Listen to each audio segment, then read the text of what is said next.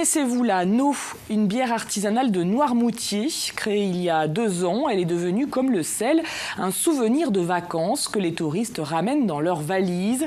Les produits locaux sont de plus en plus à la mode et de jeunes entrepreneurs se lancent donc dans l'aventure de la bière, mais aussi des vêtements. À Noirmoutier, 4 amis viennent de lancer la marque Les Petits Côtiers, des t-shirts qui témoignent de leur attachement à l'île. Le reportage de Marion Vigreux.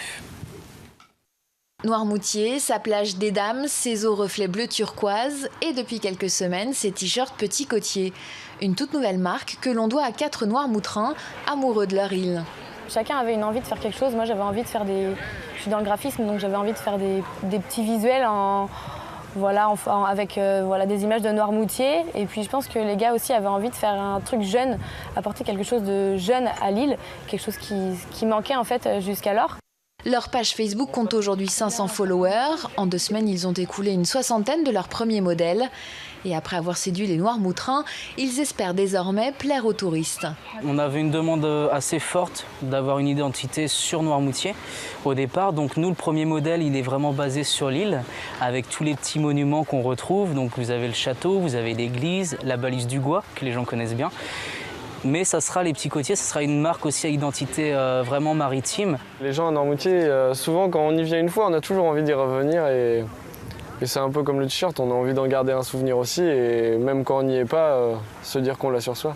Pendant que les Petits Côtiers font leur gamme, à quelques kilomètres de là, il est une autre marque locale qui a désormais pris son rythme de croisière. Là, je vais mesurer ce que j'ai comme CO2 dans ma bière, en fait.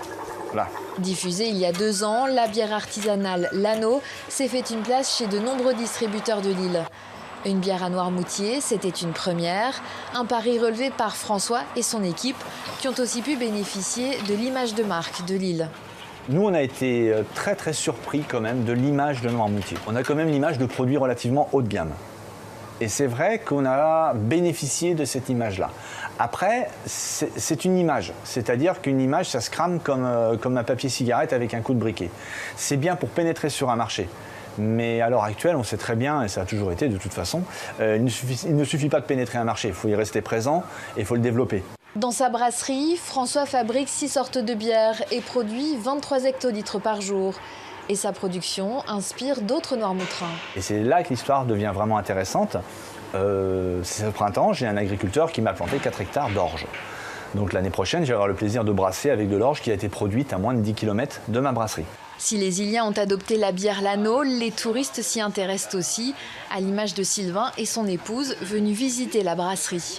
De la bière sur Noirmoutier, c'est un peu surprenant, donc on a voulu venir voir et puis pour pouvoir la goûter et puis en acheter pour venir de vacances. Pendant que François fait déguster ses bières et peaufine ses partenariats, l'équipe des Petits Côtiers travaille déjà à sa collection d'hiver.